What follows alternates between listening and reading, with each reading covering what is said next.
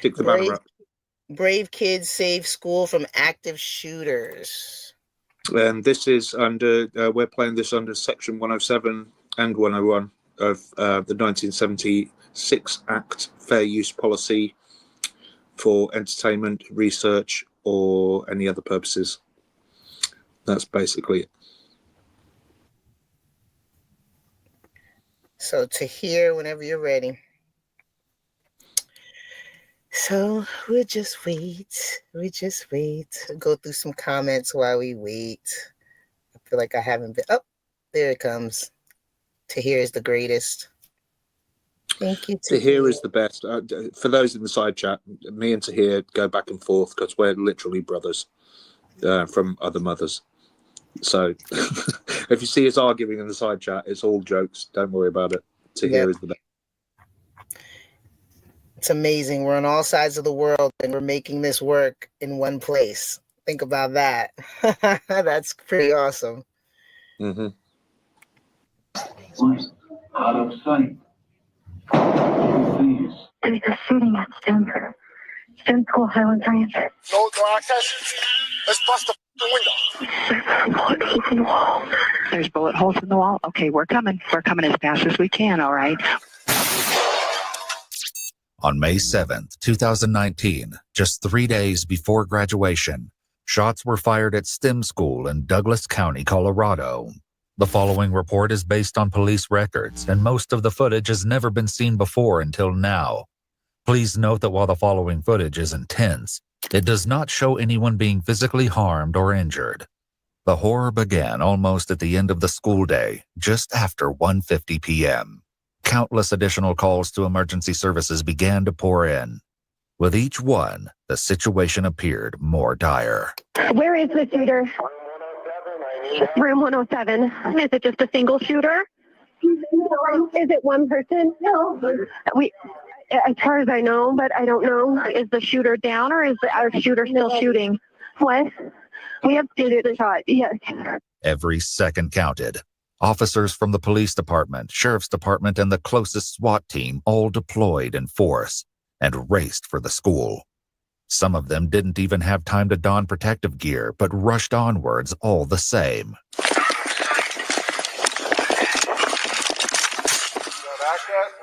No access. Let's bust the window. Here.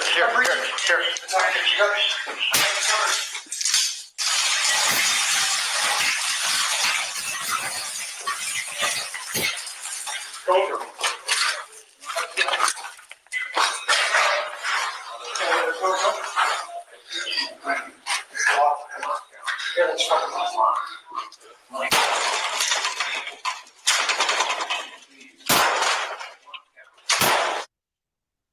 I got you. Eyes in there, you guys are security. You see them moving? I got you. Open. Hey, hold there. We're gonna need this later. So we gotta recover this. Elsewhere, another group of law enforcement officials forced entry through a different door and were about to get a nasty. That's security. Is it security? Where's the bag? Where's that? Projector room. He's in the English room behind you. The first one on the right. Over here. First one on the right. Over there. He had the gun. It's over behind my back. He's cuffed right there. Which one? He's right there. The one cuffed. This one? Yes. How many do we think we have? Two. Two. This is one of them? I don't know. He's the one I pulled out. He had the gun in his hand. He's thrown out. He's got him. Got him down now. I have bullets in my You phone. better start talking. How many other people are in here? Roll over. Where the fuck is the other one? What does he look like? What kind of gun is he carrying? Yes, purple hair. If the scene in the hall seemed like a nightmare, what was happening inside the classrooms was even worse. More than 1,000 students, from kindergartners all the way to 12th graders, were trapped, terrified, and in mortal danger. Some of them took the chance to film what they may have thought would be their last moments alive. Out of sight. Please. Lockdown. When law enforcement enters the first classroom, the horrific scene they found was something straight out of a horror movie. Let me see your hands! Back to the doors open. We have shot. We have people shot. Go through. I got it. He's shot. Out of sight. Right, somebody hurt. Attention, please. Everybody's gonna go. Please get up, hands on your heads.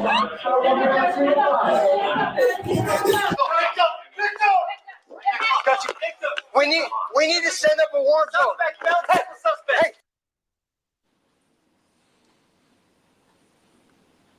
Yeah. So, what do you think of so far, Steph?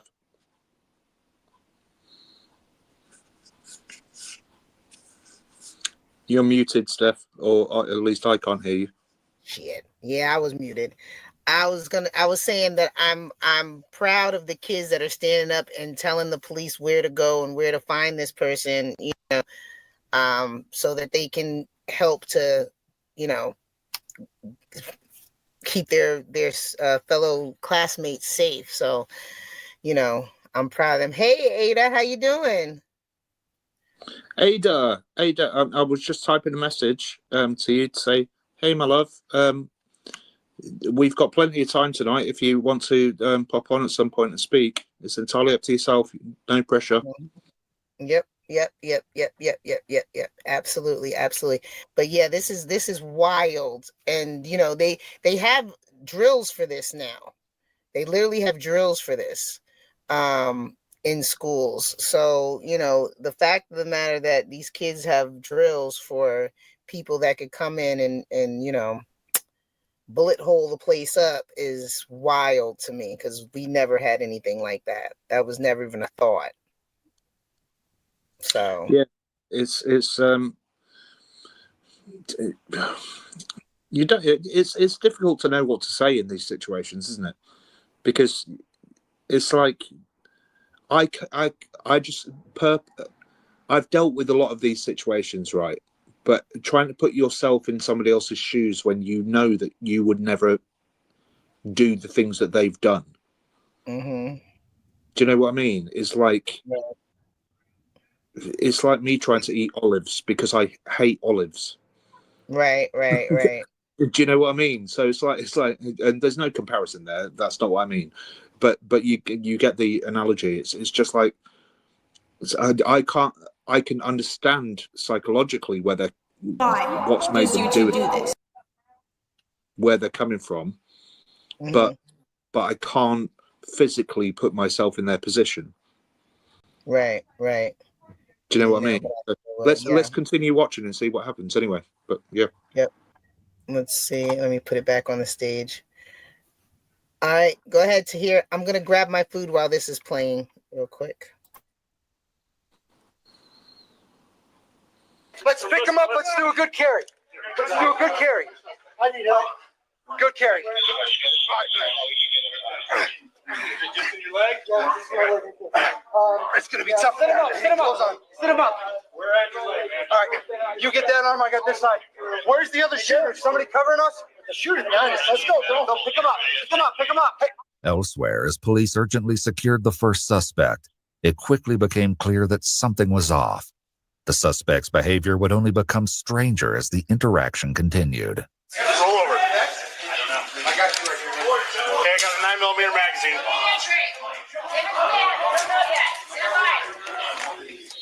Got anything else on you? Just my phone. Just your phones? Nothing else. What? Been exposed. Been exposed to what? No. To what? I'm trans and my breast just flew everywhere. And you're what? I'm transgender and I flashed everyone. That's the least of your worries right now. Oh yeah. Kid has been shot. Yeah, we know. We're working on it. What the officers don't know yet is that they've only scratched the surface, and that there is still another shooter lurking inside the school. The victim was identified by his classmates as Kendrick. He had been shot twice, but getting him to safety and emergency medical personnel turned out to be easier said than done. Put the legs down. Get the upper body up. Upper body up now. Go, Mike. Go.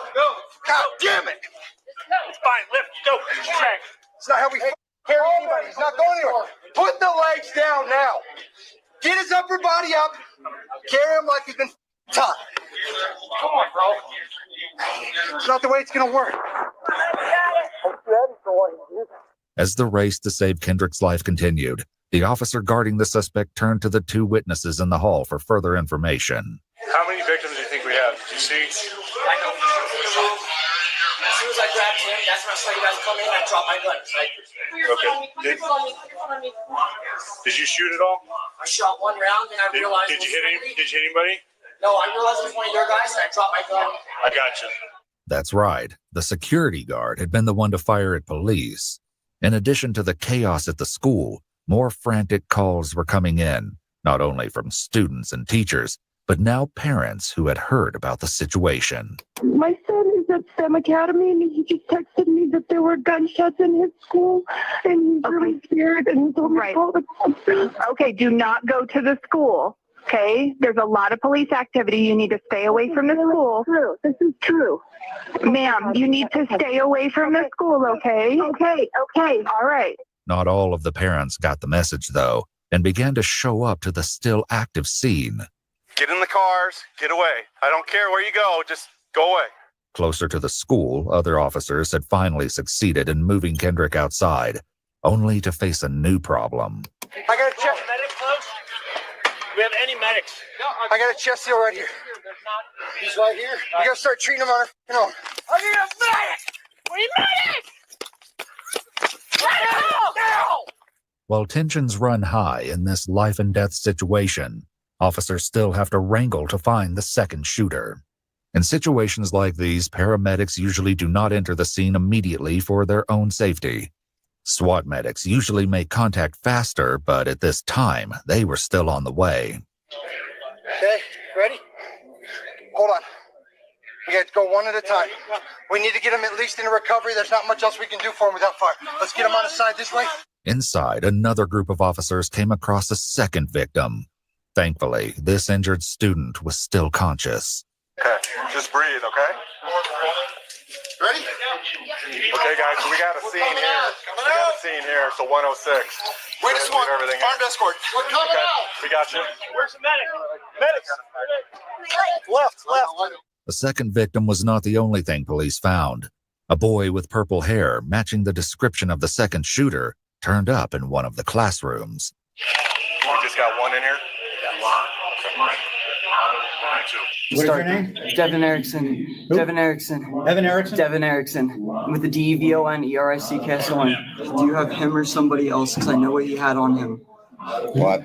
And he's transgender, so he's gonna have a binder on underneath, a black binder on. This is Alex? This is Alec. ALEC. Alec McKinley. Devin was 18 years old, but at 16, Alec was still a minor. Speaking of Alec, out in the hall, police witnessed increasingly strange behavior. Stop! Stop what? They will stop talking! Stop! Are there only two of you? Yes. You're positive. Yes. They're telling me to run. What? They're telling me to run. Put your foot on me. You're not going anywhere, trust me. You move some, you're going to get broken. You understand that? You stay right there. Police would learn more about what to make of this strange outburst later. In that moment, Alec provided the first clue in a series of increasingly harrowing items of evidence investigators would discover. A pink iPhone 6S. Yeah, what about it? Charge it, and I have videos. Videos of what? Me making Devin do all this. In the other room, Devin was telling police the exact same thing. He was making me give him a bunch of stuff, and then there's me. Okay. I was just supposed to watch the door. There's the only way he was gonna let me live. I have proof. My house might be on fire as well. It's next to Thunder Ridge. He tried to light my mom's car on fire. There's animals in the house. Attention, please. Lou. It sent somebody to his house, too. What's that? It sent somebody to his house. He tried to light my mom's car on fire, and my pets are in there. I didn't want to hurt it.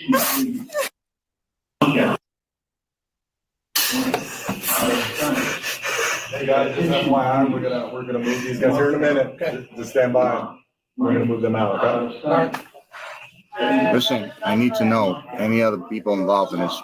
Any of the people involved? I don't think so, but there's a chest rig in my car, though, that he had. I don't know if he put anything in the pockets. All right. Okay. You ready to go? Yeah. Alec was also ready for transport. We're ready? All right. All right, roll Hold me. Stand up. Hold on just a second.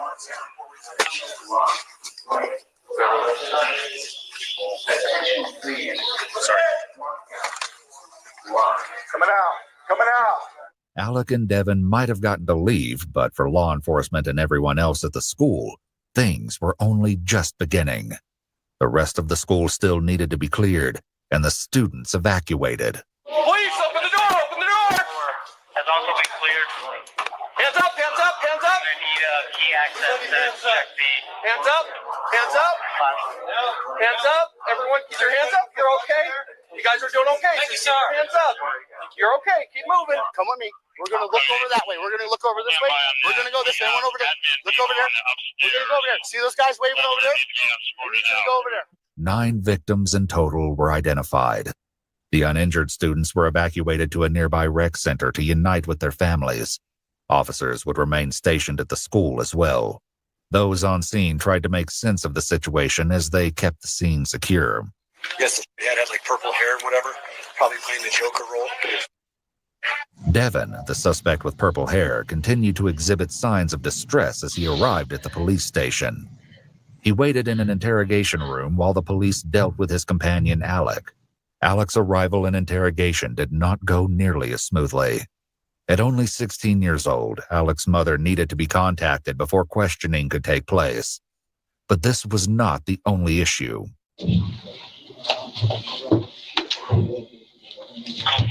Hey, what a bullet just fall out of his pocket. The bullet was collected, and Alec's hands were also placed in paper bags to preserve evidence like gunshot residue for crime scene technicians. After these tasks were complete, it wasn't long before Alec's mother, Morgan, was brought in.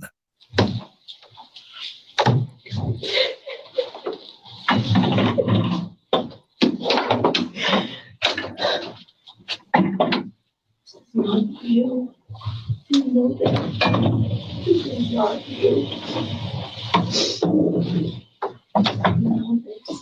Do you hear me? Do you know this?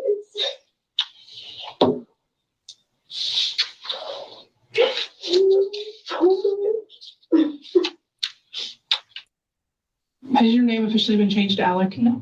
It's Maya? Okay. But I will call you Alec. Because Alec was a minor, the detectives read the required Miranda rights to both Alec and Morgan. Alec remained willing to talk. Do you agree to answer questions with me without a lawyer? Okay. Mom, you'll sign here saying that. Hold on. He's waiving his rights. To hear, can you pause it real quick? He's going to talk to me without a lawyer present. You need to watch. So you also have a right. Mom can stay in. Mom can leave. I had a question. The detectives gave Alec and Morgan a moment to talk things over and come to an agreement on how to proceed. Thank you, Tahir. So is this the shooter? Yeah. And his mama said, "This is not you." Yep. Let me explain to you. Let me explain to you the difference in parenting, because let me tell you, I don't even know if I could even come to the school if somebody said my son was, bulletproof in the place or whatever you want to call it. I don't know what words we can say anymore, what words we can't. I am not coming in there with that. I can guarantee you. I am not coming in there with that. I'm just going to say that right now. Mm-hmm. It's going to be a lot of questions, but it ain't going to be in that type of voice. It's going to be, what the was you thinking? Like, what is going on? More like that. So you just, your child just went through the school terrorizing everybody, and you talking about this is not you. You might want to wake up, lady, and, realize that clearly this was, and we need to find out why this was you. Because there's no way I'm coming in here kissing your forehead and acting like you a little bit. No. No, there comes certain responsibilities as being a parent in my mind, right? And if one of mine, God forbid, it never happens, and I'm touching wood and holding my heart and everything. If that ever happened, I would not be going in there and kissing them on the forehead and saying it's not you, it's not you. I'd be saying why, or did it happen? Did you do it? Right. Like, I need to understand what the F is going on. Did somebody pull one on you? Like, you need to give me some, and you need to give it to me quick. Don't beat around the bush. Give it to me right now, because you got about 30 seconds to tell me something that made some type of sense, which is probably not, but you got 30 seconds before I really start snapping. I'm just saying. But, you know. Absolutely. It doesn't mean that you're not being there for them. It doesn't mean that you're not still going to support them, but you need to know the truth. As their parent, as the person that brought them into the world, you need to know the truth. Right. And the thing is, as a parent, this is what people get some, you know, they feel like, oh, as a parent, I always have to treat my kid like boo, boo, boo, boo, boo. No, as a parent, parents come with loving your child, but it also comes with disciplining your child. It comes with teaching your child the right things. It comes with not enabling your child when they're doing something that they're not supposed to be doing. That's all part of being a parent, and it's all part of loving your child. Exactly. You know? And that's what it is. It's about, you know, I hate the word discipline. I hate the word discipline because it just strikes up, you know, when we were growing up, I think discipline meant physical violence. Do you know what I mean? Well, so, but the word still exists, but I think it exists in a different domain now. But just that word in itself, I think we should adopt a new word for it, because, like I've said loads of times, I've never had to lay a finger on my kids. I just give them a certain look, and they go, "Okay," and they just get in line, right? Mm. Yeah. That must be wonderful. That is discipline. Do you know what I mean? That is discipline, because they know, right, from me. They know from me that I'm never going to shout at them. I don't have to shout at them, because if they shout at me, I'll just get quieter. And I'll just be like, why are you talking like that? You know, and that is, you know, and some people will see that as futile and me being an imbecile. I don't care. It's worked for my kids. Yeah, and every child is different, right? You know what works for your kids. Exactly. Like, you know, like there are several forms of, you know, discipline or trying to guide your children in a different direction. So yes, some people do timeout, some people do yelling, some people do pow pow, some people do, you know, talking, some people do redirection, and depending on the child and how your child is, you know, different things work, you know. But absolutely, like but I'm telling you now, if I found out that let's say that one of my kids, when they grow up, were to unalive somebody, I'd go in there. I wouldn't be shouting and screaming. I'd be saying, number one, tell me what happened, but tell me the truth. And because I can read my kids like a book, I'd be like, well, you're either telling me the truth, or in the other scenario, I know that you're lying. And then I'd start screaming at them. I wouldn't be kissing them on the forehead and saying, this isn't you. Right. She's telling her story about her son and not letting him tell his story about himself. Yeah, exactly. And that's the whole point. Yeah. Tahir, you can press play now. Thank you, Tahir. Tahir's the best. We love Tahir, apart from that. Yes, he is. He's working it tonight. Yeah. No sleep for the weary. He's still a knob, but he's my brother, so it's fine. Oh, I got my sandwich. I have nothing for me. Yes, you do. You failing all my classes. Doesn't matter. Doesn't matter. You know that. Don't act stupid. You just tell all the truth. Everything.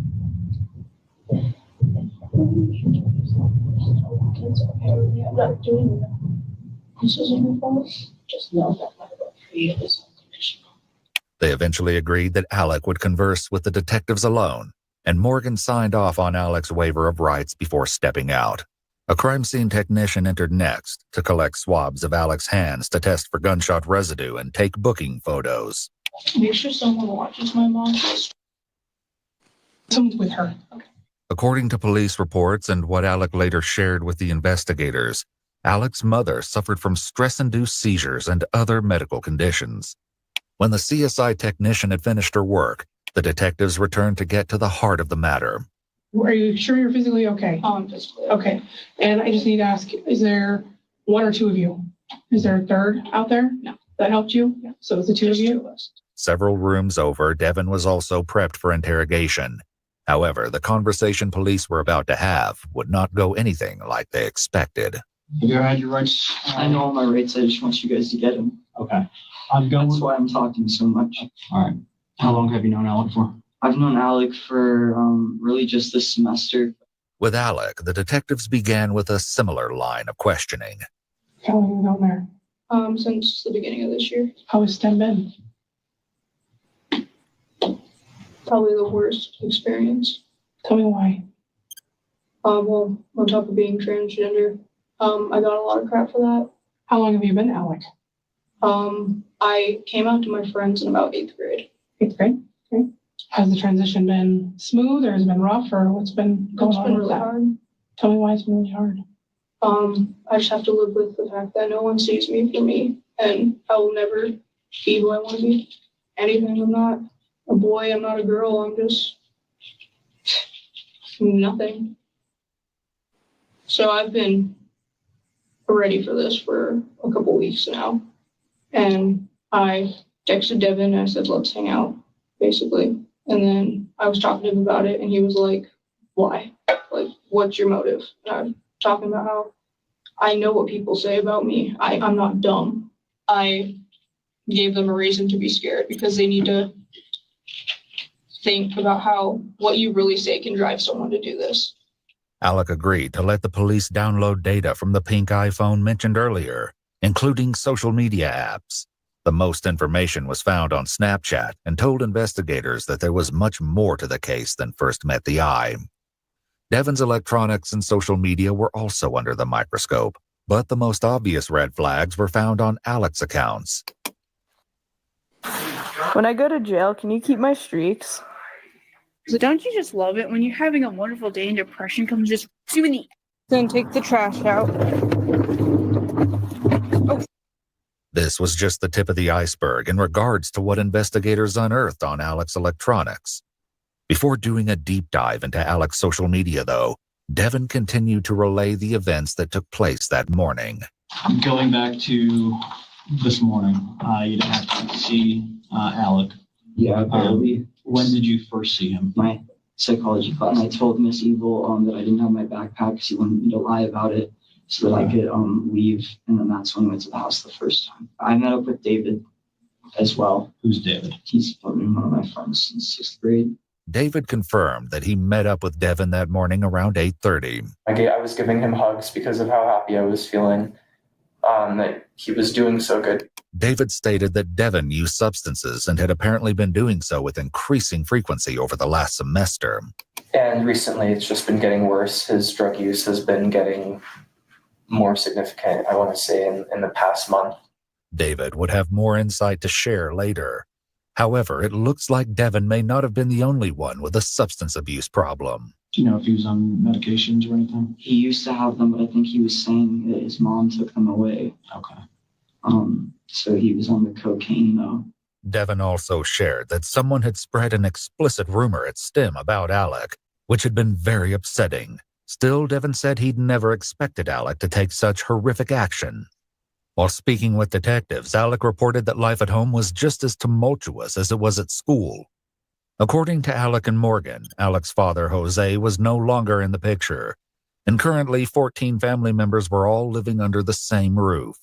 Alec's mom, Morgan, consented to let police execute a search warrant on the family house. However, nothing was found in regards to the shooting. All the evidence, it seemed, would be found in the school and witness statements. I'm sorry if I'm not totally clear-headed. I'm still trying to wrap my mind around his life's totally hosed now. Totally hosed. In the interrogation room with Devin, he told police more about what led up to the violent outburst at STEM school. Last night he told me not to come to school tomorrow, and I saved it, and I wanted to sit with my friends because I have a lot of friends at that school. Yeah. And then I saved that message, and then I was going to tell my friends it's saved on Snapchat on my phone, and I was going to tell my friends, and that's when he started threatening me. What else did he tell you? He told me that he was just super. He wanted to get revenge on a lot of people. He told me he was considering killing his mom and his siblings too, because he hates them, but he didn't do that. I kept telling him not to. And he said he was going to kill me if I told anyone, and the only way I'd let him live is if he helped me. Back with Alec, the police asked more about the planning process and Devin's role. If Devin was as innocent as he claimed, the detectives needed to understand why he had a firearm in his hands. Had you guys talked about this last night? Yeah, he was saying something about a Snapchat text message conversation. Tell me about that. Basically, we had come up with a code name for this, and we would joke about it all the time. Gamer vote is what we called it. And specifically, what were you calling gamer vote? What was the code word? Like a gun was our code word for, or gamer vote was our code word for a gun. There was another code word Devin and Alec had too. The meaning behind it and the implications of its use would change everything. It was like, are you down to, like, jokingly, I was like, are you down? And he was like, haha, that's funny. Like, haha, yeah. But really it was like, I wasn't kidding. And he, like, was ready to tell the office or someone what was going on. But I was like, you'd really do that to your best friend? Like, this is what best friends are for. Like, you're with me till the end. And this is the end. I didn't think he was really going to do it. I never thought he could actually do that because he never seemed like that crazy. He didn't seem like evil. He just seemed sad and like lonely. At school, I'm a completely different person. No one would ever have guessed this from me. What kind of person are you at school? I try to be friends with everyone. I'm a people pleaser, and I kind of let people walk all over me. Don't laugh at me. Walk, walk, walk. Pose. Got any penis enlargement pills? As they continued investigating, police had to wonder what changed in Alec's approach. Morgan McKinney, Alec's mom, had her own theory. All these years, I've never told my kid not to hang out with a certain somebody. And about 3 months ago, I told him to stop hanging out with the. And then Devin. Okay. I don't know if it's relevant at this time, but, and just different, you know, and I was like, I just don't like the way he's rubbing off on you. And, you know, I was like, you need to focus on you right now. Alec's Snapchat revealed the side of Devin that Morgan might have found concerning.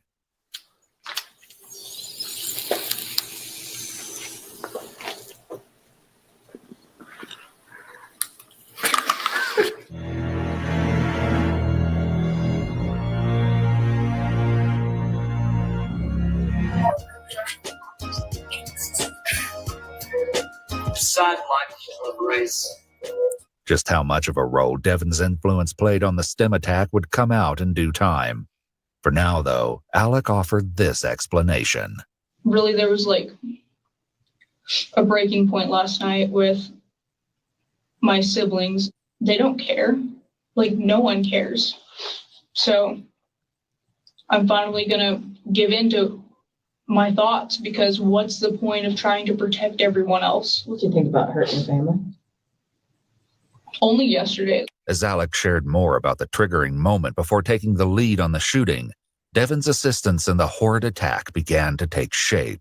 Did something happen at school this week, or what help me understand what the big thing, the analogy you always hear, the straw that broke the camel's back.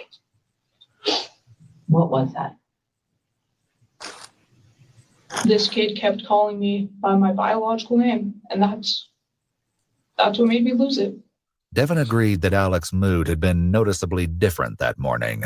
Today was like when it really got scary. It was like a different person, kind of like seeing him. That to me was like, okay, maybe Alec is really like going like crazy this time. According to Alec, Devin's uncertainty had been a part of the plan all along. He's an idiot. He's a complete idiot. So basically anything I say, he would be like, okay, because I'm his best friend. Forensic research has found that in cases where there's more than one perpetrator, there's always an alpha figure to execute the plan. While there can be multiple submissive characters, there's only one dominant personality. Devin's guidance counselor, Ms. Wright, had also shared some insight on the subject with the police. Alec is weird. He gravitates to vulnerable people. Okay. Do you know what I mean? Devin's very vulnerable. Was Alec bullied in any ways? I feel that Alec is a bully. This would require a lot more investigation, but for the time being, the detectives prioritized establishing a timeline of events from both Devin's and Alec's perspectives. Originally, I was going to figure out a way for someone to buy me a gun, but no one would.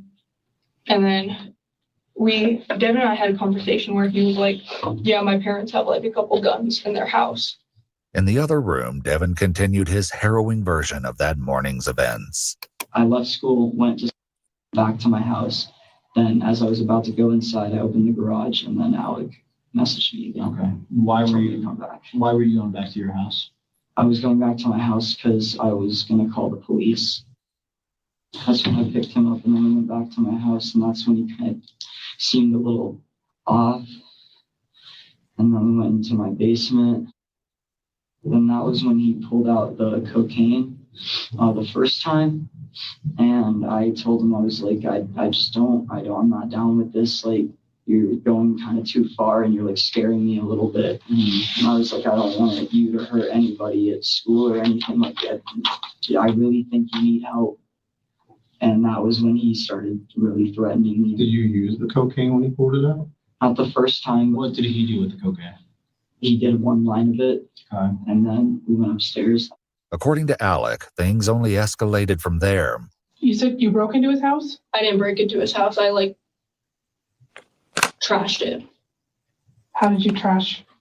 I went through looking for the key to the safe originally, and I trashed looking for it. He knows from other times I've told him that my dad had 4 guns in the safe up in my mom's room, but it was locked and I didn't know where the keys were.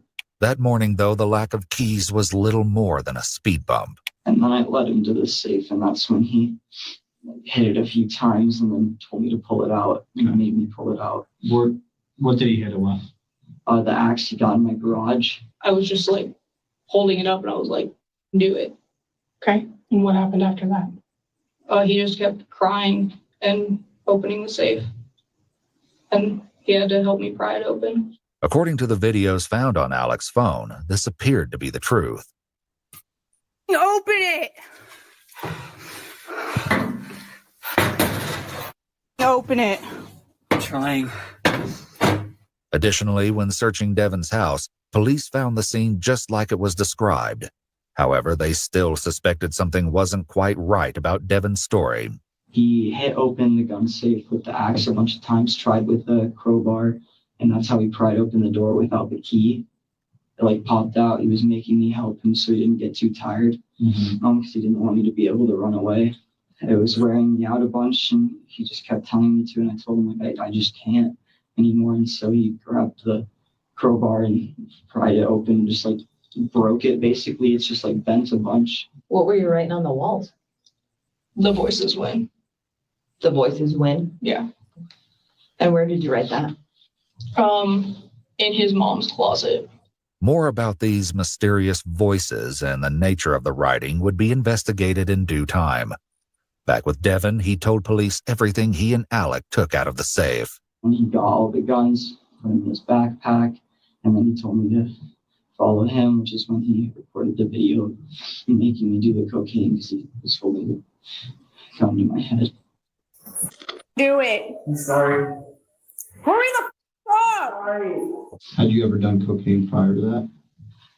No, I couldn't do all of it because it was like freaking me out too much. Who loaded the guns? Alec loaded all the guns, yeah. So all the guns were unloaded when you were Yeah, he made me hand him the ammo because he grabbed all the guns and then he loaded all the guns. I had to help him carry some stuff, but I carried the ammo and then I didn't. So, so what that sounds like to me is, I don't know whether you agree, Steph. We don't always have to agree, but what that sounds to me like is psychosis.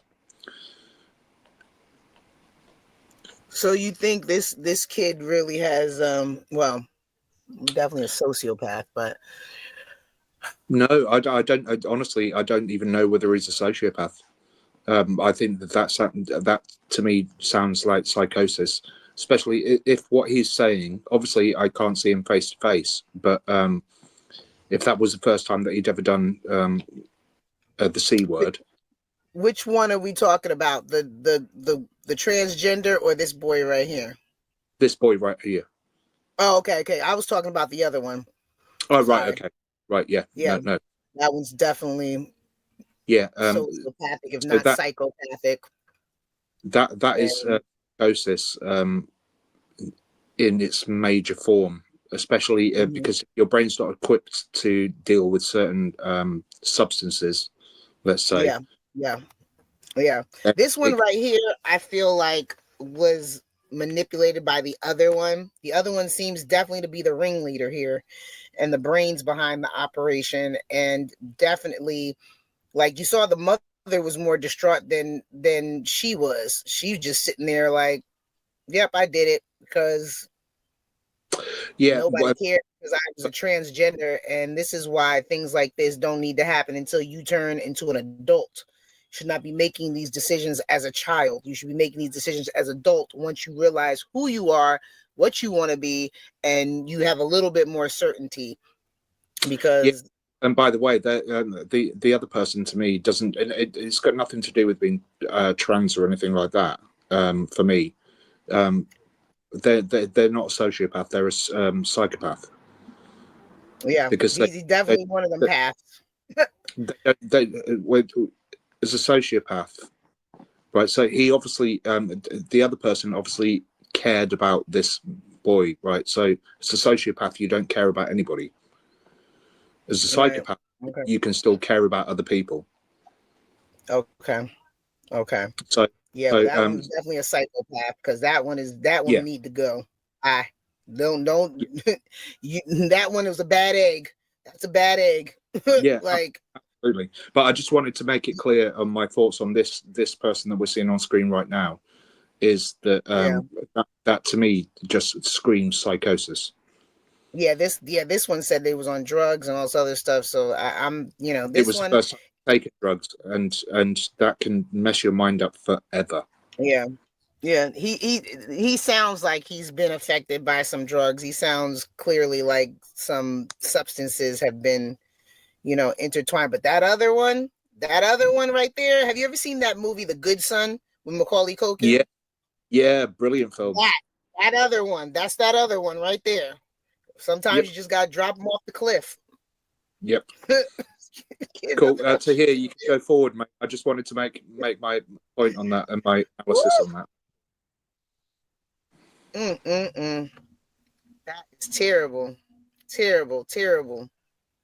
Yeah, it's not nice. The guns until you made me put them in the guitar case because he wanted it to be inconspicuous. In the other room, Alec admitted to vandalizing Devin's mom's car and explained more about the reason. So after you set mom's car on fire, his mom's car on fire? Tell me about that. He spray painted it, and then I put gasoline all over it, and then he lit it on fire. When searching Devin's house, the police had seen this for themselves. The side of the car was tagged with the number 666, a pentagram, and the phrase, society. The interior showed evidence of burning, but the fire had apparently gone out before the conflagration spread. In a story full of disturbing details, what Alex said next was perhaps the most hair-raising fact so far. How did you guys get into school when you got there? Oh, we just walked in. So tell me when you get to Miss Harper's room, what happens? I lie and say, I need to talk to this kid, when really I didn't want to the room. And basically, my aunt was in there for what reason, I don't know. And I was like, you need to leave. Grace, Alec's aunt, who goes to the same school, spoke with police too and shared her memories of the interaction. He said that Devin was kind of upset and he thought he was going to get in a fight with our friend. He said he was going to calm Devin down. Speaking of counselors, that morning, Devin's guidance counselor had been trying to track him down anyway. According to her, he was not on track to graduate in 3 days since he was failing all of his classes. Do you think he knew what was going to happen? I hope not, but I feel like that's a possibility, yeah. Devin, meanwhile, tried to explain his plan. I was still kind of trying to talk him out of it and get help, but my plan was to leave. And then I was going to go to the office and I was going to tell them anyways, because I was just going to leave my suitcase, or not the suitcase, the guitar case in there, because the suitcase can't handle. I was just going to, I left it in there and I went to the office and told Miss Harper I was sick. Mitchell walked me to the office because she told me to. Why did you want to go to the office? Because I wanted to see if I could just report him and get anything, but he threatened me. He said he was still going to kill people over the phone. He said he would kill me and everybody in the office. Mitchell, another senior at STEM, had no idea what was about to happen, but reportedly had problems with Alec. Do you know Mitchell? I never talked to him. I try not to associate with him. Basically, all I ever hear about him is how he hates me. How do you hear that he's saying all this stuff? Through Devin. Okay. How is Devin hearing it? Because that's all Mitchell talks about, apparently. When the police spoke with Mitchell directly, though, he did not mention having any issue with Alec. However, he did report an incident with Devin that took place a few months earlier. And I was like, hey, Devin, and he was ignoring me. And then I said, is this skinwalker death or something like that? And then he turned around, well, at least I'm not the loop away from me. And I'm not going to lie, and thought I had crossed my mind that he would seem like kind of a person who would try to harm other students. Very sarcastic and generally kind of mean with his remarks. Mitchell would have more to add to the investigation later. For now, the detectives continued to question Devin. Why didn't you tell Mitchell? Why didn't I tell Mitchell? You walked to the office? Because I didn't want him to freak out about anything. I wanted to get to the office so I could tell an adult and get the security officer so no one freaked out. Okay. So you go back to the office, then what? They gave me some water and stuff because I said I was feeling sick and dehydrated. Because I was all sweaty and freaked out from the cocaine because I just kept running trying to delay and get him to change his mind. And then they gave me an ice pack and some water. I drank all the water with the ice pack on my head. Then they left the room and closed the door, and that's when I checked my phone and saw his thing. Devin hadn't been shy about expressing this exact concern to the officers on scene at the school, as he insisted that he only wanted to save everyone. He came to the door outside of the office. He Snapchat messaged me that he was going to rush the office and kill me and everyone in there. I didn't come back.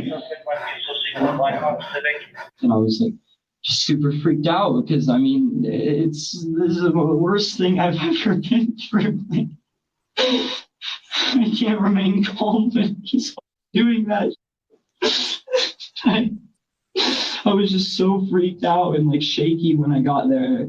When you guys were walking down that hallway, did you guys talk about it? How did you guys decide what doors to go? Tell me about that. I said you cover the other door. So we went through separate doors. Devin picked up the story when he and Alec entered Miss Harper's room. So you both enter at the same time? I think so. And I set down the suitcase and I tried to get to leave one more time, but it seemed like he wasn't listening to me. He was pissed off, so I grabbed the suitcase and I was gonna leave, but then I saw Alec look at me and kind of nod at me because he knew I was trying to leave because I opened the door again and then I closed it and just opened the suitcase and told everybody to stay down, not move. And then I was just gonna run. Alec, however, added a tiny detail that had the potential to change everything. He picks up the guitar case. Actually, he's going to leave, tells Miss Harper that he's leaving, and then goes to the door and takes off the the magnet slip so no one from the outside could get in. The magnet was a standard security feature on all the doors at STEM school that were instituted as part of the lockdown protocol. If moved from their place, the strips would immediately lock the doors, securing everyone inside and locking out anyone who is outside the room. The police likely wondered why Devin hadn't addressed this tiny detail if he was an unwilling participant, but they would return to this later. In the course of the investigation, the police also spoke with Ms. Harper, the teacher in room 107 when the shooting took place. He grabs the guitar case. It's kind of really loud. Shuffling, shuffling, shuffling. Just to the point now where it's getting weird. Like, I'm like, why are you being so loud, child? And I thought he was just being rude to his classmates. In front of the door, he drops the guitar case, blocking the door. That's when I saw him pull the gun. Back with Devin, the police tried to clarify more details. Who pulled out a gun first? Alec was pulling it out, and that's when I pulled mine out and told everyone not to move because I saw Alec reach for it because that was what he told me he was going to do. Devin said, nobody move. And then that's when everyone started freaking out. And that's when, like, everything goes blurry. I still can't comprehend the fact that I did that. And, like, I still can't comprehend what I did. A video clip from Snapchat hinted that this might... So, I've just asked to pause this here for a second, because there are people in the side chat saying that this didn't come from nowhere, right? So, what I say in my profession, right, is nobody's born scared of spiders, right? Which I've just said in the side chat. So yes, this has come from somewhere, but imagine, okay, are you there, Steph? Can you hear me, by the way? Yeah, I can hear you. I'm here. I'm listening. Cool. Cool. Right. So imagine one of those children that is really shy, doesn't have any friends or anything like that, and then suddenly makes or is befriended by somebody that takes an interest in them, and then all of a sudden that person, it gives them a boost of confidence. It's like, I've got a friend, and then persuades them, or and I can't say the word because we're on YouTube, but I'll say it rhymes with room.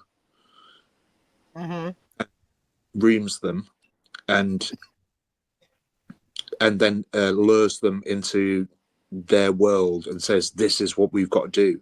This is the kind of vibe that I'm getting from that kid. The first one, the girl. Yeah, this and the thing is about this girl is that it sounds like in the narrative she's trying to paint a picture of having severe mental health, like, you know, so that she doesn't go to jail, and instead she goes to a mental hospital. That's what it sounds like, but she's not playing it very well. No, she's not at all. She's not playing it very well. So that I can say for sure. If she was one of my, I can tell you now, if she was one of my clients, she'd get a big fat X.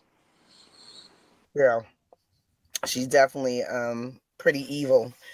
And it's sad when you see somebody so young be so evil spirited and evil hearted, because, you know, looking at the mother, looks like the mother has enabled all the behavior, which means they probably would they always say, when you have a psychopath where you love too much or you love too little, like, you know what I'm saying, that type of thing. So yeah, no, I scream, and with the young lad earlier on that was on as well, it just screams to me that he was just one of those people that didn't have any friends and somebody took an interest in him. But what we've got to understand is that these people are being roomed for their own purposes. Do you know what I mean? Yeah. But we got to remember, like you were saying, that these are kids, but these are seniors, so they're probably like 17, 18 years old, possibly 19 years old. So they clearly know the difference between right and wrong. Clearly, like that's not we're not at a at a space where we don't know the difference between right and wrong when we're Yeah, but talking about this little psychopath over here. Yeah, no, but you've got 17 and 18-year-olds that don't know right from wrong, because there is, like I say, some of this can be learned behavior, and I'm not saying in this case specifically. What I'm saying is we don't know what goes on behind closed doors. We don't know how they've been brought up. We don't know specifically what they've what kind of trauma they may have experienced. We don't know, and it's no excuse, and I'm not trying to excuse anybody. But what I'm saying is, it just, at 17, 18-year-old, your brain is still growing. Your brain still grows until you're 25 years old. Yes, but you're not 5. No, So you might 5, 6, 7, you might not know. 18, 19, 17, you still have a pretty good idea. Like, she knew what she was doing was wrong. She knew. She knew exactly what she was doing was wrong. She knew. She manipulated this situation. Like, she plotted this and then brought somebody else in that seemed to be weak-willed and weak-minded, exactly, and that's what earlier on. Yeah, and that's what I said earlier on. But what I'm trying to say is, just the basic sentence: nobody is born scared of spiders, and it's come from somewhere. Do you know what I mean? All of this has come from somewhere. So that should be the key to finding out why this happened, is finding out why it happened to her. Yeah. Do you know what I mean? And it could be, me, we don't know, but it could be a lack of boundaries and a lack of structure. It looks like you were allowed to do whatever you wanted. I mean, do you know what? Do you know what the biggest fallacy in the world, right, is that kids don't want rules. That is the biggest fallacy. That's the biggest fallacy in the world. Kids want rules. Kids want rules. They want boundaries. They want things set in place so that they know what they're doing. Absolutely. And they feel safer with structure and boundaries and rules. And if you feel like a child doesn't, you have not been around enough children, because that is absolutely correct. 100%. That even the worst of children, if you give them structure and you shut that down and you say, hey, this is what we're going to do, this is how we're going to do it, they will respect that. And trust me, I have been in the classrooms with kids who are in behavioral classes that had ankle bracelets on. And when I said, listen, this is what we're going to do, and they had their rules and they had their structure, they would be like, thank you so much. Like, because that is not what they had at home, and it's chaos. And when you get to that point, and you do this as well, Steph, and you do it live as well on these YouTube channels, on these live YouTube we do, right? When I talk about me giving my kids a look, you do the same on YouTube, right? I don't come up, you do, and you just give a look, and I go, oh, something's going to kick off. Do you know what I mean? And that's what I'm talking about. It doesn't need to be physical abuse. Yeah. I won't use the A word, but it doesn't need to be physical. It just needs to be. They just need to know that you're being serious. Just give them a look, because they'll look at you and you'll just go, yeah. Do you know what I mean? You just look at them and they go, okay, yeah, I'm not going to do that. Yeah. And that's what it gets to, and that's because it's been instilled in them that they do not have been an entirely foreign feeling for Alec. I feel like this isn't real. What was Devin doing this? Could you see or hear him? No, there was like a crowd of people jumping towards him, trying to get the gun away from Devin. And there was the other half of the class was coming towards me. And so that's when I was like shooting aimlessly. Kendrick and Brendan both at the same time just rushed against me, and they tackled me and hit me, which is when the gun I was holding went off. It was so quick. It was as if he said, everybody don't move, and then all of a sudden, bam, he's against the wall. Did you say anything to Kendrick or Brendan when they came at you? I told Kendrick and Brendan when they were rushing me, I started to yell no. And I was like trying to throw it down, and that's when I threw it down. And I was like, Brendan, no, I'm serious. Hey, here's the gun. Like, there's another gun in there. Alec has 2 guns. He has a Beretta and the revolver, and he's trying to kill everyone. When the police talked to Brendan directly, He said that's not how his confrontation with Devin went at all. At that moment, my brain went, this has to be a joke. This was nanoseconds. I know it's nanoseconds because of how fast things went. Kendrick shot up, and by time Devin was at the board, I was up behind Devin delivering blows. During this confrontation, at the whiteboard where we were trying to move to the ground, I heard one or two shots. During the wrestle, during the initial, when he brandished the weapon, he had maybe fired, not too sure about that, but Josh was still was doing what he needed to do. As Devin laid on the ground and his hand was coming near, he attempted to twist the pistol back towards my and Josh's head and my head. When I saw this happening, I delivered as many blows as I could to the arm and was able to peel his fingers away from the grip of the handgun. At that point, he started apologizing and he immediately stopped resisting. Devin, on the other hand, said he never resisted at all. And I willingly just let Brendan grab the gun and take it. And I immediately told him where all the other guns were, that Alex had a gun, what his name was. I told everybody where my stuff was, where everything was. What was Alec doing when this was happening? I couldn't see anything because Josh and Brendan held me down. Okay. And then Brendan got all the guns, gathered them, and then I don't know what happened after. I was just laying on the ground telling people information so I could get out. I thought I heard more gunshots. I just heard a lot of yelling and screaming. I was just so in shock and freaked out. My ears were ringing from the gunshot because it was really close to me because he tackled me, and that's why just laid down. Alec offered an alternate perspective on the chaos that followed the initial gunshots. I don't remember who shot first, but I started freaking out because I still couldn't comprehend what I was doing. And I just started shooting randomly. Shooting randomly? Yeah. At people, in the air, in the building, just or in the what? air. In the air. Tell me can you show how you were shooting? I was just kind of like that. Okay. And you were moving your hand. As you were moving your hand, were you pulling the trigger? Yeah.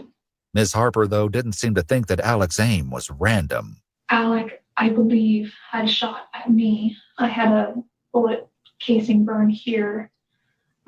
I tripped back and fell into the bookcase. Okay. And I fell down to the floor. I thought for a moment that Alec was standing over me to make sure I was dead. And so for a few seconds, I played dead. How many shots do you think you fired? 12. How do you know that? Because that's how many rounds was in the gun, and then it stopped shooting. Alec exited the classroom, intending to get the second gun. However, the students of 107 weren't having it. So you said that a kid tackled, he was hitting on you, or he was hitting you? Yeah. Sorry. Tell me about that. This was after I started shooting, and he went onto Miss Harper's desk and jumped on me, and I tried to get out into the hallway, and then he started banging my head against the floor, and then I bit him to get him off me, and that's when Miss Harper shoved him away and got on top of me.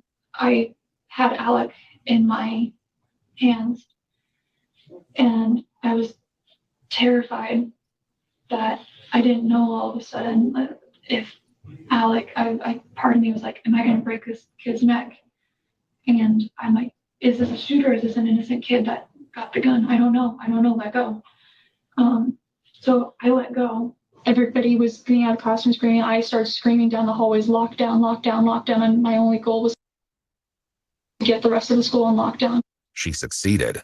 Ms. Harper and several students made it to the office, where the lockdown alarm was activated throughout all of STEM school, saving countless lives.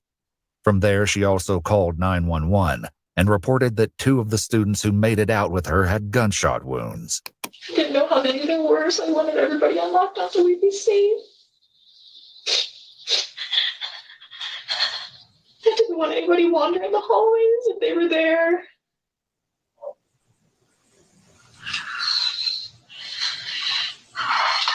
I don't want to see it. I don't want to see it.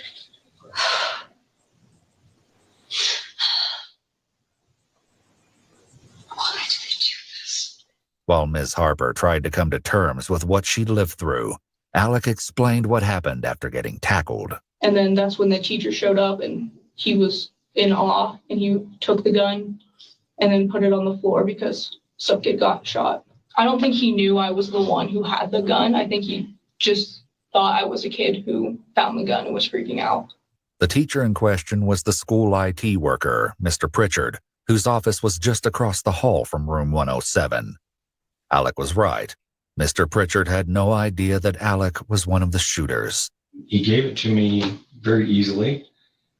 And so in my mind, he wasn't involved. So as I was walking into the classroom, Brandon's walking towards me with a semi-automatic pistol in his hand, and he's holding it by the barrel with the handle out towards me. And he walks up to me and hands it to me, and I take it. So at that point, I have two pistols in my hands. I walk over and I see Kendrick lying at an angle towards the front wall of the classroom. Unattended in the hall, Alec took advantage of the opportunity. I went in, go to my backpack to get another gun because no one else knew I had that. And I was going to shoot myself. So I'm starting to walk away, and the security guard comes up with a gun in his hands and tells me to put it down. And I'm basically like, okay. I put the gun down, and he kneed me to the ground, put his knees on me. The security guard, Sam, who subdued Alec, realized that something was wrong while taking his break all the way across the building. As soon as he heard the words shooting and room 107, he started running, weapon drawn. Sam spoke with the police directly multiple times. I'm asking Alec, hey, are you alone? Where's the other shooters? What's going on here? Alec's only response was, kill me now. I don't deserve to live. As things are getting louder, they're coming. I'm like, who? Where? Alec kept replying and saying those things to me. Just kill me now. They're getting louder. I see an AR rifle and someone in plain clothes coming through the hallway. I didn't hear a breach. I didn't hear police or any of that. And I yelled security and I fired around.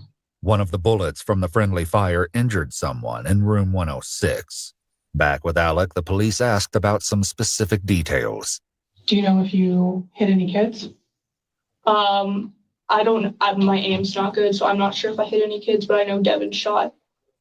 He fired, and I don't know if it was me or him that hit this kid. Do you know who that was? I don't remember his name. Is it a male? Yeah. Did you see what happened to that kid?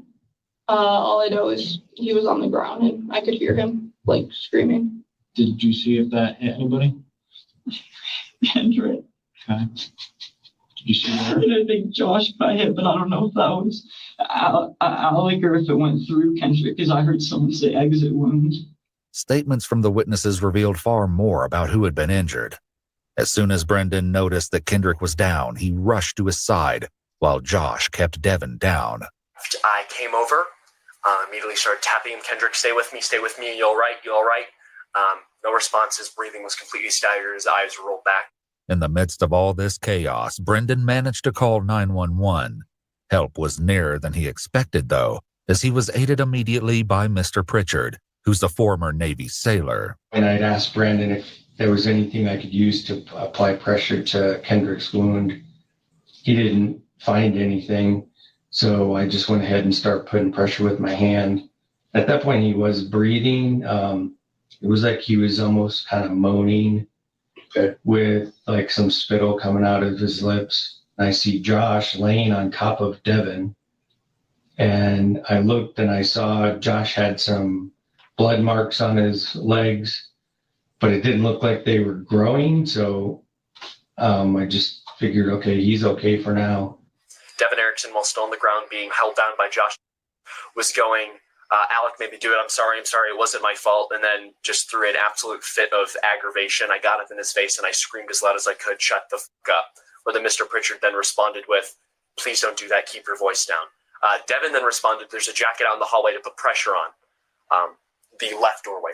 While Brendan went to get the jacket, Mr. Pritchard made a grim discovery. I looked back over and Kendrick stopped breathing at that point, and I was fearful that he had passed. I tapped him on the cheek. Hey, come on, stay with me. Checked for a pulse. I couldn't get one. In the hallway, Brendan didn't find the jacket. Instead, he ran into the security guard and Alec. And from the other end of the hallway, behind a little jut out for the size of the classroom, was a security guard. He was brandishing another Glock, and he told me to drop to the ground. I immediately did, and I yelled, 2 students have been shot, 2 students have been shot. I do not have a gun. We have one of the shooters in there. He then told me to crawl to him, and that is when I noticed that he had the second shooter, Alec, in handcuffs, off to the right side of the hallway. How long do you think that all took? Couldn't have been more than 2 minutes. In addition to the carnage in the classroom, Alec's next. I just want to say this 2 seconds real quick. It's very interesting, the personalities that we have with these children, or young adults, whatever you want to call them right here, because this one that's telling his story, if this boy don't have hero syndrome, he is ready and to tell every bit a part of how he saved the day. And it's just very interesting to see, because he's like, yeah, I saved them, and I did this, and I did, and I'm not saying they did. I'm just saying it's very interesting to see all the personalities go around. But absolutely, that's narcissism. It's very best. I did this, I did that, I did the other. What did you do? Yeah. He definitely has. He loves himself. But it's just interesting because you're seeing all these personalities and all these different, and he's like, yeah, and I did this, and I did, and I like, yeah, you're gonna come out the hero, buddy. Okay, all right, you're gonna make sure everybody knows you're the hero. So yeah, absolutely. And just for those that don't know about narcissism, right? So it literally is all me. It's I this, I that, I this, and what did you do? His comment made the situation even more hair-raising. So when you saw these kids, especially Kendrick, go down, what was going on in your head? Was it, I'm going to continue shooting, or I'm going to help them, or was something else going on in your head? Everything was quiet. Like, it's only quiet when, like, everything's like they're satisfied with what I'm doing. That's the only time they're quiet, is when I listen to them. Alec's Aunt Grace said that Alec had previously reported hearing voices, but the family was unsure if this was true. As opposed to the silence in Alec's mind, Devin seemed to have experienced the resulting chaos in a blur. He only seemed to remember bits and pieces of what came next. Then what happened? Well, I got handcuffed, obviously, because the people came in because Josh just held me down, and I just let him. And he said he was hit, and I just kept telling him, just wrap something around his leg and save himself. And just I kept telling everyone about Alec and what he was wearing, because I didn't want other people to get hurt, because I knew he was just going to keep going, killing people. And now everyone's going to think I'm a monster. By this point, police made entry into the school to attend to the wounded, rescue the students, and, of course, detain Alec and Devin. Meanwhile, word was getting out about the calamity at STEM. Devin's friend David recalled the chilling moment he found out what was happening. I got a message saying that there were 3 shooters and that one of them had purple hair, and immediately I just went like, Devin, it's got to be Devin. With all of these statements, the police now knew what had happened. The reason why, however, remained elusive. So why were you planning to do this? I feel like I was doing people a favor, like showing them the real world. I'm basically showing people how I feel. Was your intention to shoot people today? Not really. I wanted to shoot, but I didn't necessarily want to kill anyone. I just want them to have something bad happen to them. I'm still I'm just in awe about how I let my thoughts get to me like this, how I thought I was in control, but I'm not. I was just thinking, I'm just doing what everyone expected me to. At what point did you know that Alec was going to hurt students or shoot the school? Or shoot anybody at the school? Once I knew he was going to. When I saw the axe And he was like getting really pissed off and with the cocaine and stuff. And he like told me I better get back. I was like thinking I could still talk him out of it and convince him not to, that he was just probably going to do something stupid. Because at first I thought he might just, but obviously not. Okay. So when he had the axe, that's when you first thought that? That's when I was like, okay, he's serious. He's gonna like hurt me if I don't cooperate with him. Alex said that actually wasn't the case. What was your intention if he didn't do the cocaine? I really wasn't going to do anything. This wasn't the only discrepancy the police had noticed. They began to press Devin harder about some of their concerns, but his responses ended up raising more questions than they answered. When Alec messaged you and asked you to pick him up at school, you went back to the school, you picked him up. Did you ever see a weapon on him? No, I was just really worried about him because I thought he might hurt himself too. But I was also a little bit scared because, like, you know, I know he has all those problems. I didn't know if he was going to snap or something. Alec, though, said that Devin decided he was willing to go through with the attack on his own. We weren't going to go through with it, but then he was like, I'm back, and like, I'll do what you want me to. And I was like, okay. Aside from when you made threats to him at home, like with the axe and all that stuff, did you say anything to him? Threatening or? I don't know. He was just like, okay with everything. I think he thought that I had a point. I think I actually got into his head and he was listening to me. On that note, the detectives began to wrap up Alec's interrogation. I hope no one died today. Tragically, there was one fatality at the STEM shooting. Kendrick, the first student to rush Devin, had been shot twice and was pronounced dead shortly after the responding officers dragged him to safety. Officers met with Kendrick's parents to answer what questions they could, and in the process learned more about what a hero Kendrick was. His parents described him as kind, outgoing, and a friend to everyone. They asked, are you surprised that he would do that? And immediately both of us were like, no, it doesn't surprise us. You're going to pull one kid out there and it has to be mine, you know, that has to have this happen to him. I just can't figure it out. We get to view him today. Since the last time I seen him alive, and you know, I don't know if I'm ready for that. The initial interrogation concluded, but the police would soon speak with Alec again and learn that there was still more to be uncovered. Devin, on the other hand, stuck to his story and professed his innocence. Did you ever try telling an adult at any point? Yeah, that's when I went to the office to try and tell the adults, and then I was going to try and tell Miss Harper, but he was already in there. After he loaded up guns and brought Yes, and he had them loaded up and brought to the school, because the thing was, once he made his plan clear and had the axe, I didn't have a way to go to anybody because that was the last time we were at the house. Did it ever cross your mind to tell an adult before that point? No, because I had all these other reasons and all these things he was telling me, and I believed him because he's seeming like he was fine, and he told like he was fine. So I didn't think it was anything to worry about. You didn't think it's anything to worry about when somebody tells you don't come to school tomorrow? I thought he was still still messing with me a little bit. All of us just joke about that stuff. It's just like teenage boys do that stuff. I never thought he would do all that. You realize we were teenage boys. Yeah, I know. But my parents don't really understand that humor, so I just figured I'd say that. I'm sorry. Oh. In talking to so many witnesses, it became clear that Devin was known for his dark humor. However, his friend David took it one step further. I wouldn't call him violent, I don't think, right off of the bat, but he has sociopathic tendencies. He's a very cold person.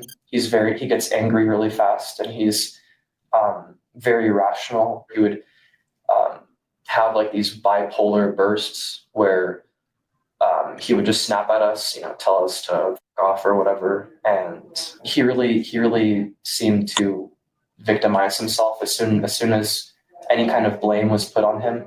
Very big liar. He's manipulative. I see Devin as a lost cause. It's not your fault. There's nothing you could have done that prevented it, because you seem like a pretty nice guy.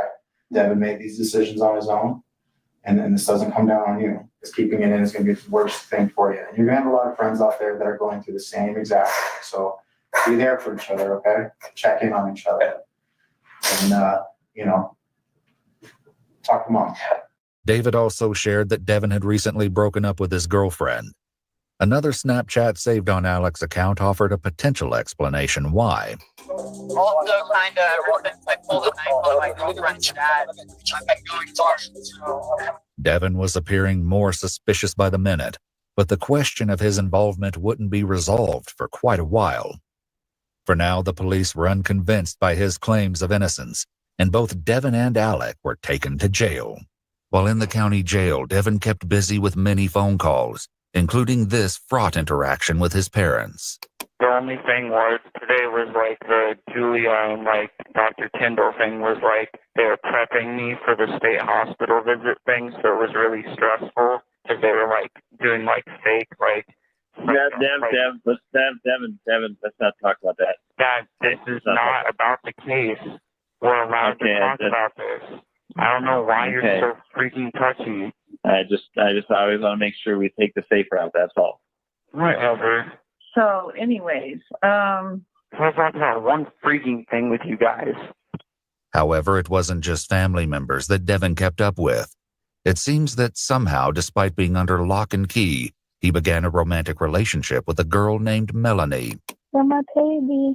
You know, sentiment after. But it wasn't all sunshine and rainbows in that relationship either. You told me that your love for me was a joke. I don't know why you call me if I make you so miserable. Just because it's just like fun to like make fun of you sometimes. Say bronchitis without stuttering. Bronchitis.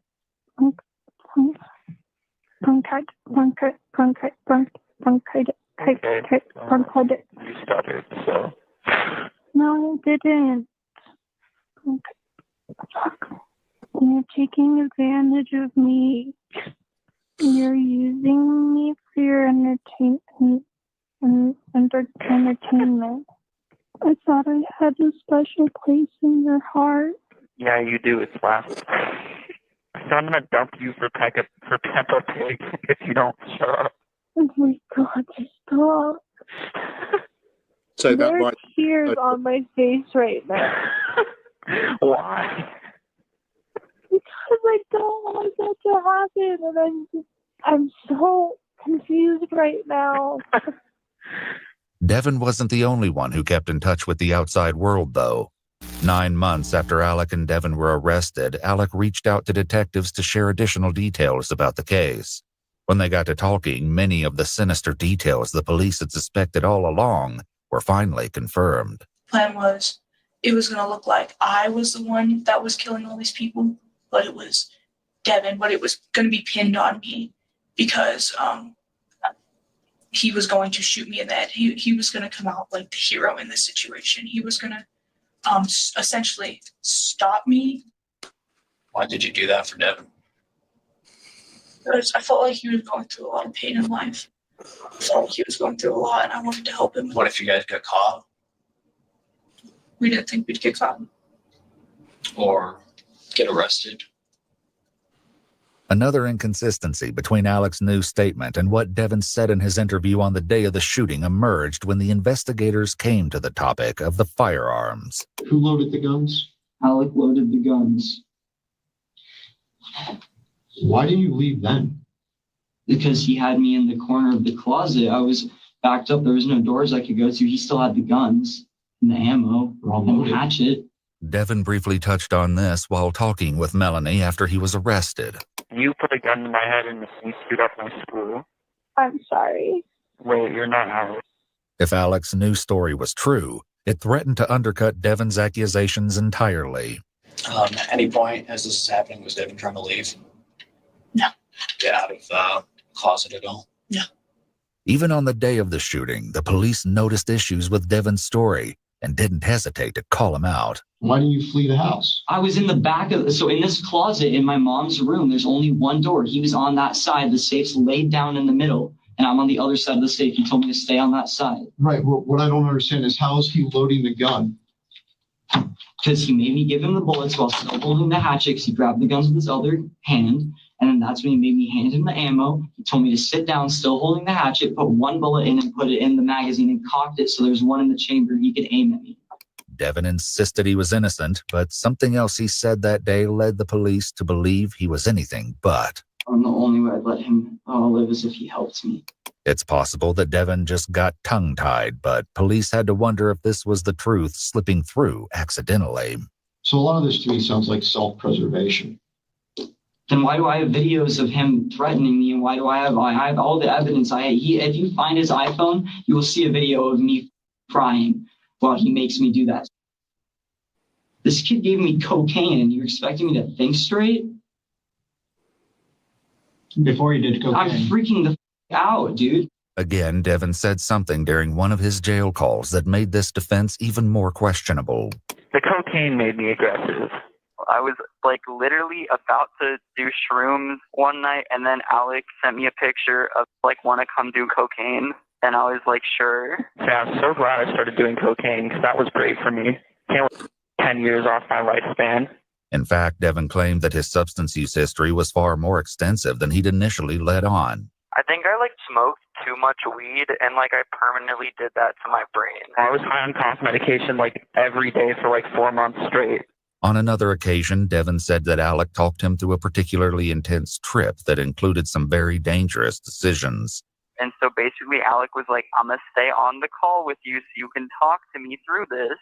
And so he just like talked to me and I drove all the way home. 9 months later, in Alec's second interview, Devin's so-called video evidence is brought into question in a discussion with the investigators. The videos that you made in the house, that was, tell me again why.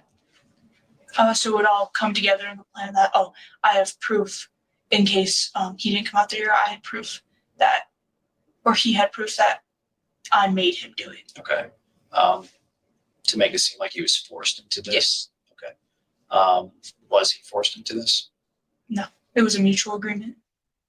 Took us a couple times, like 3 times to actually shoot this video. Okay. The first time, we were laughing and we couldn't get it like through the video. And then the second time it was like, I just didn't think it was convincing enough. And then the third time I was like, this is good enough. So after the video is shot, are you still holding a gun to his head? Or no. Do you put it down and you guys are, buddy again? No, I put the gun away. The gun was on safety the whole time. Okay. I wasn't going to shoot him. He was talking about how he has 2 alter egos, two like split personalities. I don't know. And he was saying that one of them is like the pussy Devin, one of them's like the wimp Devin, and the other one's like has a god complex. After that, we were hugging, and I was saying goodbye to him. He said he was glad he met me, and he is sorry he's never going to see me again.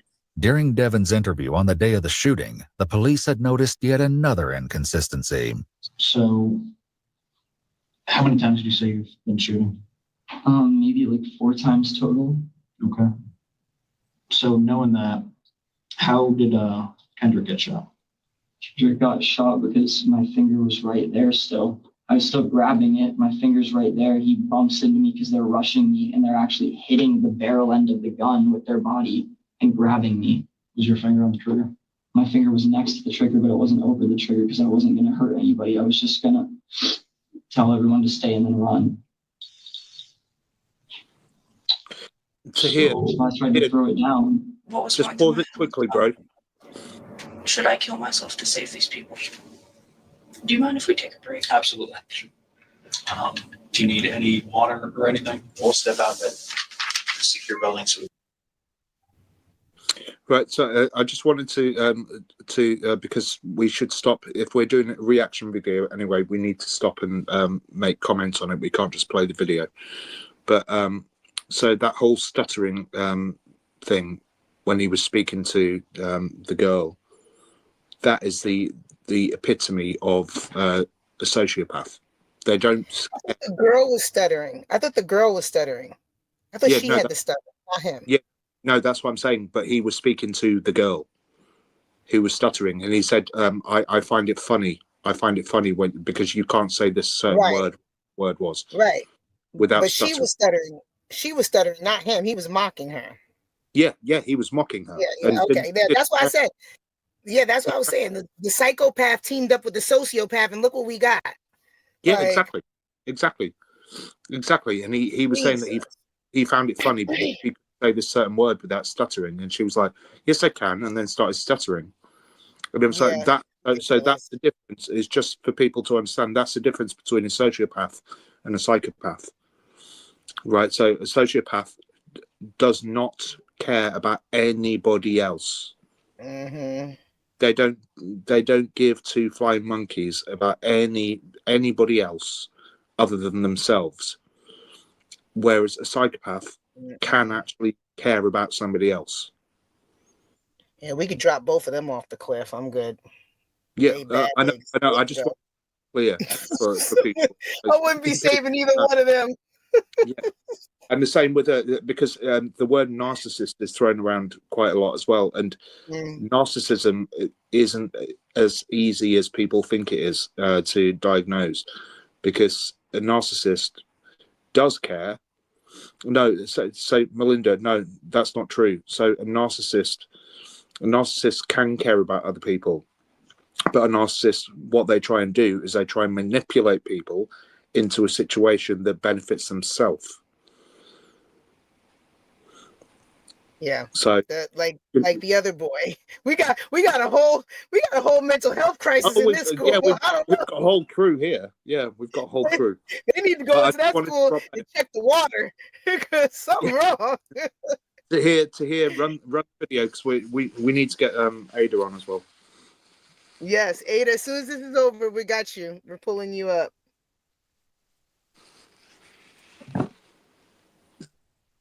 We gotta walk anybody anywhere we go. Okay. So we'll just be outside. Police likely had to wonder if any show of emotion since the day of the incident was ever genuine. Why didn't you just open the door and say, Alex got a gun, get out? Because he was still going to shoot people. But you knew he was going to shoot somebody either way. But I was going to try to stop him. That's why I went to the office, so I could try to get to an adult who would be able to do it, so the school didn't, people weren't just freaking out. But you still didn't tell anybody. Yes, because he told me he was going to the office because he was going to kill me. Okay. And everybody inside the office. Does it matter because he was going to kill people? Doesn't matter. It does matter because I was trying to save everybody, not just me. After composing, Alex said something else that, if validated, obliterated Devon's previous claims. Did he ever tell you, hey, I can't go through with this. I'm going to refuse to go through with this. I'm backing out. Anything like that? He never told me anything like that. It wasn't just what Devon hadn't done that led investigators to suspect that he'd helped instigate the crime. Mr. Pritchard, who had tried to save Kendrick, discovered this disturbing footage of Devon leaving the office and meeting up with Alec.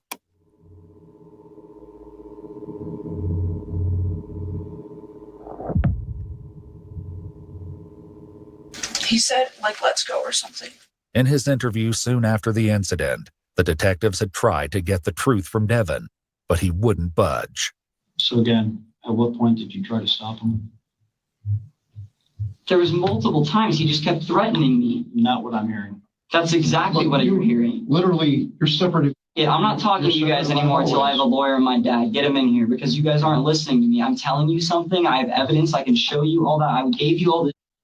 And you guys are still just making it like I tried so hard. Since Devon wanted to speak with a lawyer back then, the detectives departed, leaving him alone in the interrogation room where his pleas of innocence continued.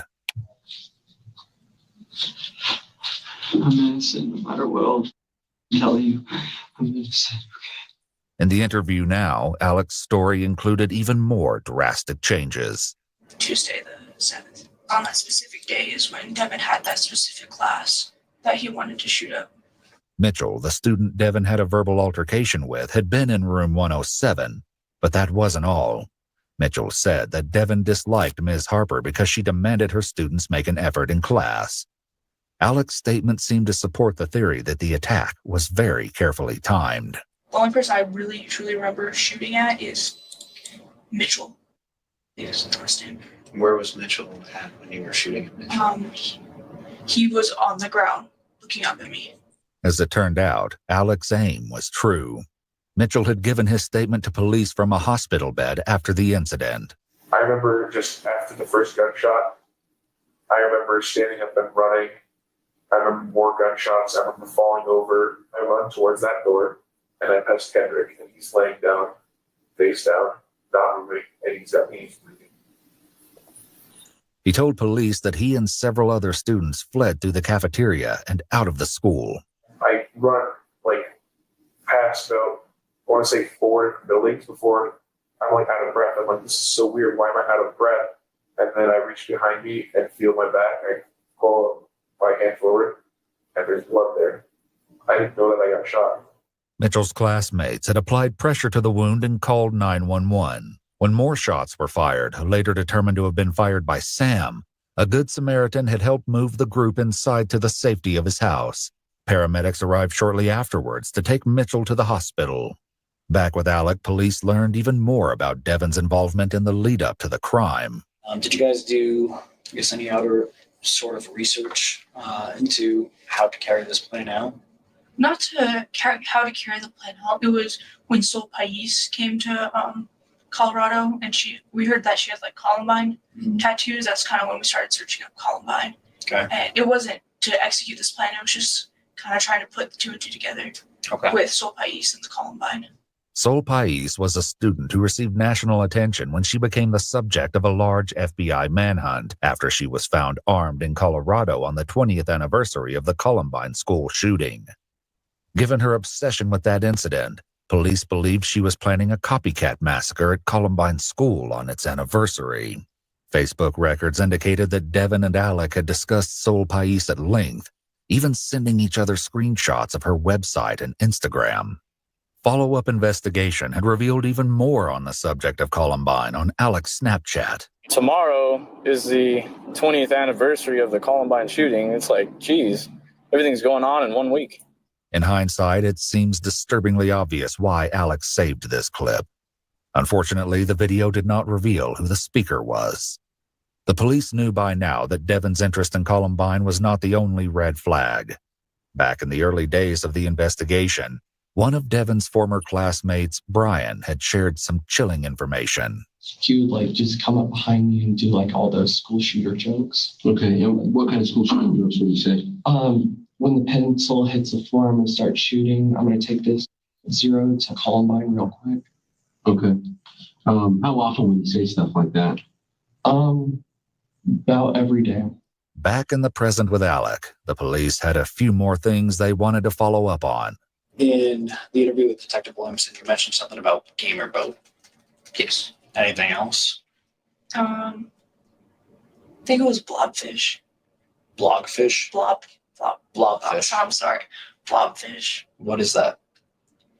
That was going to be code word for Devin shoot me. This memory was recovered from Alec's Snapchat, proving that they had in fact used the code word. Blobfish. If this really was what the code word meant, it seemed that on the day of the crime, Devin would have had to know he would be shooting, if only at Alec all along. 9 months later, in Alec's new version of events, Devin was responsible for more than just the school shooting. I was doing coke in the bathroom, and I came back, and he was he didn't have any clothes on. He had his boxers on, and that was it. And he was sitting with his mom's nail polish and painting something about the voices win in the corner of the closet wall. Alex stated that it had been Devin's idea to vandalize his mother's car, and that still wasn't all. Did you guys ever have a conversation about locking the doors? We did have a conversation about taking the magnet strip off the doors. With the security compromised at school, protecting everyone inside was the top priority. This was one of the main topics Sam discussed with the police. He said that STEM school was the only location where he was directed to not be armed, which felt odd to him. He chose to carry his weapon anyway, with the intention of protecting as many students as possible in the event of violence. Despite saving lives on May 7th, Sam still expressed regret that he did not do more. I guess one kid was just reported dead. Yeah. Yep. So, But did the best I can, man. I don't have any doubt that you, by your actions, saved lives? Oh yeah, you took literally one of the two shooters out. I just wish I could have saved all of them, man. Surprisingly, Devin had reached out to police 9 months ago, the day after he ended his first interrogation by asking for a lawyer. But like to think about is Kendrick and everybody else. Gunshots. They keep hearing the gunshots. Devin, are you aware that this was all over the media? I assumed it would be, yeah. So this might be your last opportunity to kind of tell the world what happened. Yeah. That's what I'm doing. Did you help Alec carry this through? Only the parts he made me. At any point, did you plan on doing what Alec told you? No, at no point did I plan on going through with his plan. When asked about the perspective now, Alec had this to say. I've changed my perspective on my perspective has changed on me trying to protect Devin, and I need to keep my promises. Who are you talking about in terms of your promises? I'm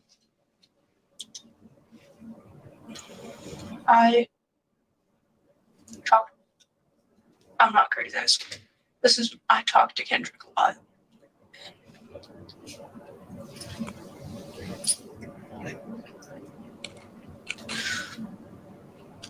promised that I would do good for him. I promised I'm gonna help everyone that I can for him. I promise I'm gonna change for the better for him. In 2020, Alec McKinney was sentenced to life in prison, plus 38 years after pleading guilty on several charges. Alec was ultimately convicted of 11 charges, including but not limited to murder after deliberation, murder with extreme indifference, attempted murder, and possession of a weapon on school grounds. Subsequently, Devin and Melanie did a lot of theorizing over the phone regarding what his fate would be. There was no overkill. You, like that one kid said you fought, but like no one else said you fought back, which like obviously you didn't. But like there's a lot of things that like show that you're not like a violent person. Yeah, I wish the DA would just give me a deal so I didn't have to go to trial, so I could just like skirt. Call is recorded and monitored. So DA Brockler, if you're listening, I'll vote for you. Dude, if I told you about this delusion my parents have that I'm going to get out in like 3 years? I mean, that'd be sick, but no. It's not going to happen. No, it's not. Melanie was right. On September 17, 2021, Devin Erickson was sentenced to life in prison, plus 1,282 years, despite entering a plea of not guilty. He was convicted on 46 charges in total, including murder after deliberation, murder with extreme indifference, multiple counts of attempted murder, theft, reckless endangerment, and more. He is not eligible for parole. The robotics lab at STEM school has since been renamed in honor of Kendrick. His heroic actions meant that his was the only life lost that day at STEM. His parents still visit his grave every day. The other 8 victims all physically recovered, though the psychological impact on everyone at STEM is incomprehensible.